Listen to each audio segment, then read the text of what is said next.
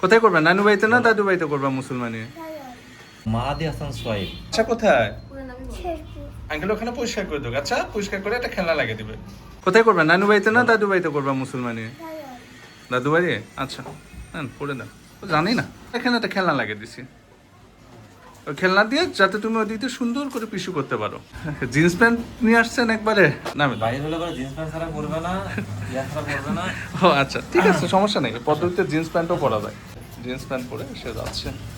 ও জানি না ওর কি হয়েছে, এতটা সহজ। বসো বসো। কোথা থেকে আসছেন? বগুড়া শেরপুর।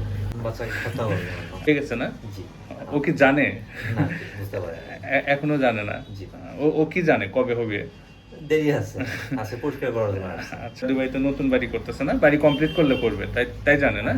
আচ্ছা আপনি আমাদের প্রতিষ্ঠানের ব্যাপারে কিভাবে জানতে পারছেন? আমার বড় ভাই করানো হয়েছে, আচ্ছা। বাকি জায়গায় করানো হয়েছে। আচ্ছা কতদিন আগে আসছিলেন উনি? 1.5 মাস আগে। বাচ্চা তো এখন সুস্থ না? জি, আলহামদুলিল্লাহ। আচ্ছা মানে ওনার দেখে আমাদের এখানে আসছেন। জি।